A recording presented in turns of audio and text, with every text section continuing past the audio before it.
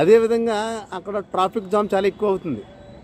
ప్రయాణికులకి అక్కడ చాలా అసౌకర్యకరంగా ఉంది. ఎందుకంటే ఆ బస్ స్టాండ్కి ఇరువైపులా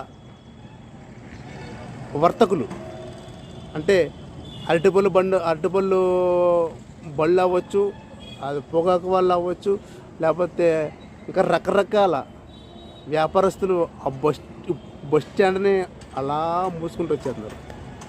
ఇప్పటికీ ఈ బస్ స్టాండ్ గురించి నేను అడగకపోతే అక్కడే తోపుడు బళ్ళు అన్నీ ఎక్కువైపోయి వెనకాల బస్ స్టాండ్ లోపల ఈ ఫ్రూట్స్ అన్నీ పెట్టుకునే అవకాశం వచ్చే అవకాశాలు ఉన్నాయి. అంటే ఈ బస్ స్టాండ్ని లోపల ఫ్రూట్ గోడౌన్లాగా మార్చే అవకాశాలు ఉన్నాయి.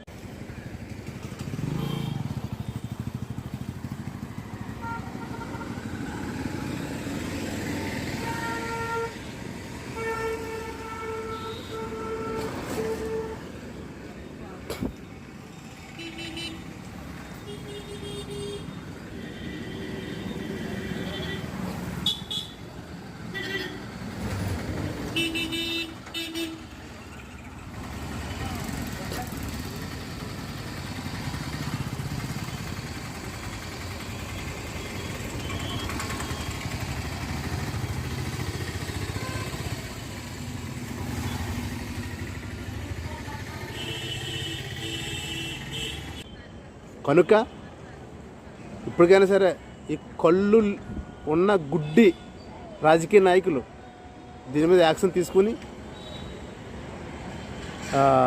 ఆ ఊరు చుట్ల ఆక్రమించబోతున్నటువంటి ఈ వ్యాపారస్తుల్ని అక్కడి నుంచి తొలగించే విధంగా చర్యలు తీసుకుని అది ప్రయాణికుల సౌకర్యార్థం ఆ బస్ స్టాండ్ని రెడీ చేయాలని నేను మనస్ఫూర్తిగా కోరుకుంటున్నాను. కనుక ఆ బస్ స్టాండ్ సమస్యలు అది కొంచెం హైట్, వర్షం వస్తే వాటర్ లోపలికి వెళ్ళిపోతుంది, దాన్ని కొంచెం హైట్ చేయాలి. 1.5 ఫీటు, అడుగున్నర, అంటే రోడ్డుకి ఒక అడుగు ఎత్తు ఫ్లోరింగ్ చేసి దాన్ని నీట్గా చేసి లోపల గలీజ్ అంతా ఉంది మొత్తం అంతా. తాగిన మద్యం బాటిళ్ళు, ఏంటివి వాటర్ ప్యాకెట్లు, రకరకాల చెత్త అంతా తీసేసి ప్రయాణికులు కూర్చోవడానికి వీలుగా రెడీ చేయమని ఈ కళ్ళున్న గుడ్డోళ్ళని అడుగుతున్నాను. కళ్ళున్న గుడ్డలు మళ్ళీ చెప్తున్నాను. ముమ్మడివరం ఎమ్మెల్యే దాట్ల సుబ్బరాజు గారు, ఎంపీ హరీష్ గారు, వీళ్ళకి ప్రజా ప్రయోజనార్థం అసలు వీళ్ళకి సబ్జెక్ట్ లేదు, ప్రజల కోసం ఆలోచించరు. వీళ్ళే తినాలి, వీళ్ళే ఉండాలి, వీళ్ళే లగ్జరీ కార్లో తిరగాలి, వీళ్ళే సేఫ్టీగా జర్నీలు చేయాలి, మిగిలిన వాళ్ళు చేయకూడదు. వ్యక్తిగత స్వార్థపరులు వీళ్ళు. ఈ ఎంపీ ఎమ్మెల్యే ఇద్దరు కూడా వ్యక్తిగత స్వార్థపరులు కాబట్టి ప్రజా సమస్యల కోసం పట్టించుకోవట్లేదు.